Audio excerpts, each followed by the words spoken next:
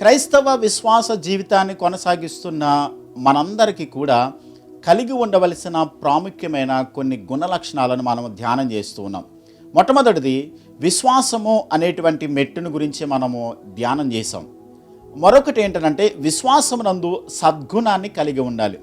సద్గుణము అని అంటే ఒక్క మాటలో చెప్పాలనంటే నైతిక విలువలు కలిగినటువంటి క్యారెక్టర్. ప్రపంచంలో ఉన్నటువంటి పరిస్థితి ఎలా ఉందనంటే నైతిక విలువలు కూడా కోల్పోయినటువంటి సమాజంలో మనం బ్రతుకుతున్నాం.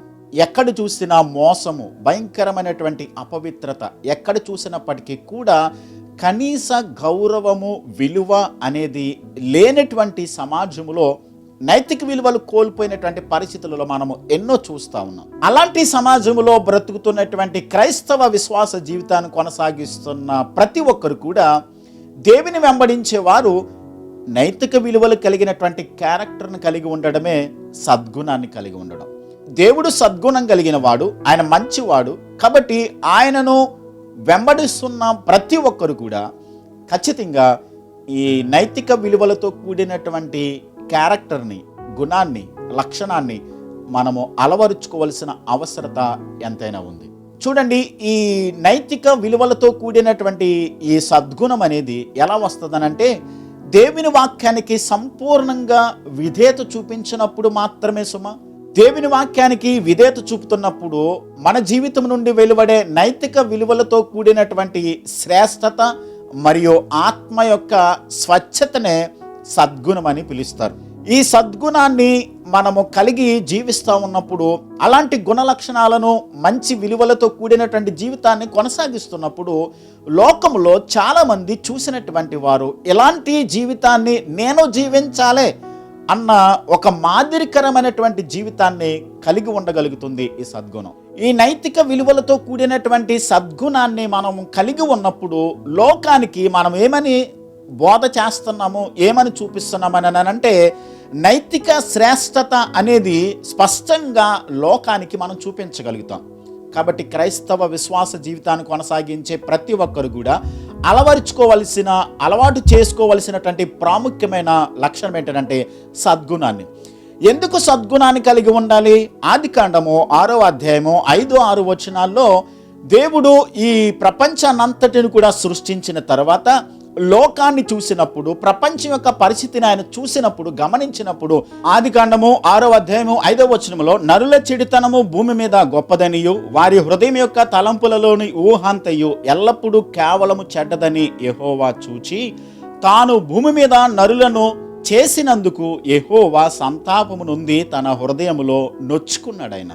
మనుషుల ఆలోచనలో సైతము కూడా వారి యొక్క పద్ధతులన్నీ కూడా పూర్తిగా దేవుని చిత్తానికి, దేవుని విలువలకు తగ్గట్టుగా నరుల ప్రవర్తన, ఆలోచన సహితం కూడా చెడిపోయినప్పుడు దేవుడు మనుషులను సృష్టించినందుకు ఎందుకు నేను మనుషులను భూమి మీద కలిగి చేశానా అన్నట్టుగా దేవుడు తన హృదయంలో నొచ్చుకున్నాడు, బాధపడ్డాడు మనుషులను చేసినందుకు. కాబట్టి మన ఆలోచన సహితం చెడిపోయినప్పుడు, ఆలోచన సహితం కూడా దేవునికి వ్యతిరేకంగా ఉన్నప్పుడు దేవుడు ఏమంటున్నాడంటే సద్గుణము అనేటువంటి ఈ నైతిక విలువలతో కూడినటువంటి క్యారెక్టర్ని మనము అలవర్చుకోవాలి అన్న సత్యాన్ని దేవుని వాక్యం మనకి నేర్పిస్తూ ఉంది. యెషయా గ్రంథం 1వ అధ్యాయం 2వ వచనములో కూడా తిరుగుబాటు చేసేటువంటి స్వభావం. అంత మాత్రమే కాదు, మనుషులు తమ హృదయాలలో దేవునికి చోటియ్యనొల్లనేంత పరిస్థితికి మనుషుల యొక్క హృదయము తయారైంది, ఆ పరిస్థితికి వచ్చేసింది. అలాంటి పరిస్థితులలో రోమపత్రిక 1వ అధ్యాయం 28-29 వచనాల్లో మనం చదువుకుంటాం, వారు దేవునికి చోటియ్యనొల్లకపోయిరు గనుక చేరాని కార్యములు చేయుటకు వారిని దేవుడు భ్రష్ట మనసుకు అప్పగించెను అనేటువంటి సత్యాన్ని మనం చదువుకుంటాం. కాబట్టి వాక్యం ఏమి సెలవిస్తుందనంటే ఊహల్లో, ఆలోచనలో సహితం దేవునికి వ్యతిరేకంగా ఉన్నప్పుడు, మనుషులు దేవుని మీద తిరుగుబాటు చేసేటువంటి పరిస్థితికి వచ్చినప్పుడు, దేవునికి కనీసం వారి హృదయాల్లో ఏమాత్రం కూడా చోటివ్వకుండా తమ హృదయాలలో లోకాన్ని, లోక ఆశలను, తమ కోరికలను సంపూర్ణంగా వారి హృదయాల్లో నింపుకొని జీవిస్తూ ఉన్నప్పుడు, కొనసాగిస్తున్నప్పుడు అలాంటి వారికి దేవుని వాక్యం చెప్తుందనంటే సద్గుణాన్ని మనం కలిగి ఉండాలని క్రైస్తవ విశ్వాస జీవితాన్ని కొనసాగిస్తున్న వారు హెచ్చరిక చేయబడుతూ ఉన్నాం. దేవుడు చెప్పినటువంటి నైతిక విలువలు గనక మనం కోల్పోతే, దేవునికి గనక దూరమైపోతే, లోక సంబంధంగా ఉన్నటువంటి కొన్ని స్పిరిట్స్ మన హృదయాలలోకి అవి చోటు చేసుకుంటే, యాకోబు రాసిన పత్రిక 4వ అధ్యాయం 4వ వచనములో ఈ లోక స్నేహము దేవునితో వైరమని మీకు తెలియదా? ఎవడు లోకముతో స్నేహం చేస్తాడో, ఎవరు లోకముతో సహవాసం చేస్తారో వారు దేవునికి శత్రువులైపోతారు.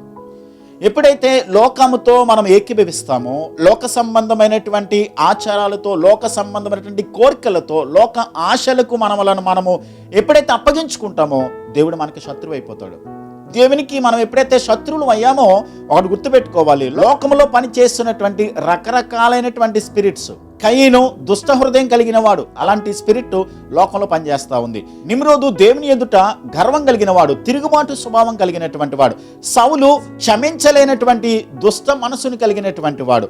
అంత మాత్రమే కాదు, అబ్షాలోము కుట్ర స్వభావం కలిగినటువంటి వాడు. ఇలాంటి పరిస్థితులన్నీ కూడా, ఇలాంటి స్పిరిట్స్ అన్ని కూడా లోకంలో పనిచేస్తూ ఉన్నాయి. ఎప్పుడైతే దేవునికి మనం శత్రువులం అయిపోయామో ఇవన్నీ కూడా మనలో చోటు చేసుకుంటాయి. ఎలా చెప్పగలమండి? యేసుక్రీస్తు ప్రభు భూమి మీద ఉన్నప్పుడు ఒక మాటని చెప్పాడు ఆయన. ఒక మనిషి హృదయంలో ఒక దెయ్యం పనిచేస్తూ ఉంది. అయితే ఆ దెయ్యం అతన్ని విడిచిపెట్టి వెళ్ళిపోయిన తర్వాత మరలా తనకి ఎక్కడైనా స్థలం దొరుకుతుందేమో అని చెప్పి చూస్తూ ఉంది, తిరుగుతూ ఉంది. అయితే ఎక్కడ ఖాళీ దొరకలేదు దానికి. అయితే తను విడిచిపెట్టి వచ్చినటువంటి హృదయము, ఆ మనిషి ఒక హృదయం ఖాళీగా ఉందేమని చూస్తే అది శుభ్రంగా ఉంది, శుద్ధి చేసి ఉంది. అప్పుడు ఆ దెయ్యం ఏం చేసిందో తెలుసా? తనకంటే చెడ్డవైన 7 దెయ్యాలను తీసుకుని వచ్చి ఆ మనిషి హృదయంలో మకాం పెట్టింది. అక్కడ రాయబడిన మాట ఏంటనంటే, అతని మొదటి స్థితి కంటే కడపటి స్థితి భయంకరంగా ఉంది అనేటువంటి సత్యాన్ని యేసుప్రభు సువార్తల్లో ఆయన మాట్లాడారు. దేవునికి మనం శత్రువులం అయిపోతే మనలో పనిచేసి దేవుని ఆత్మ కాదు సుమా, దెయ్యపు ఆత్మ పనిచేస్తూ ఉంటుంది. దేవునికి దూరమైన ప్రతి వ్యక్తి కూడా, దేవుని నుండి ఎడబాటైనటువంటి ప్రతి వ్యక్తి హృదయంలోనూ కూడా సాతాను ప్రవేశించి సాతాను వారిని స్వాధీనం చేసుకుని వారు సాతానికి ఉపయోగపడేటువంటి వ్యక్తులుగా మారిపోయారు. దేవుని చిత్తాన్ని వాడు విడిచిపెట్టి చివరికి నాశనానికి వెళ్ళిపోయినట్లుగా వాక్యంలో మనం చూస్తూ ఉన్నాం.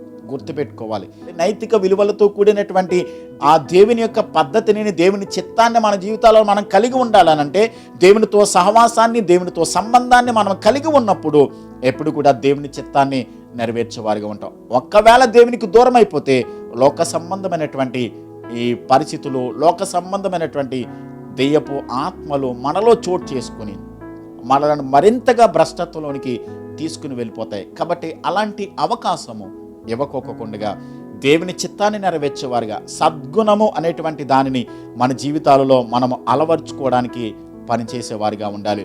చూడండి, సద్గుణం మనలోకి ఎలా వస్తుంది?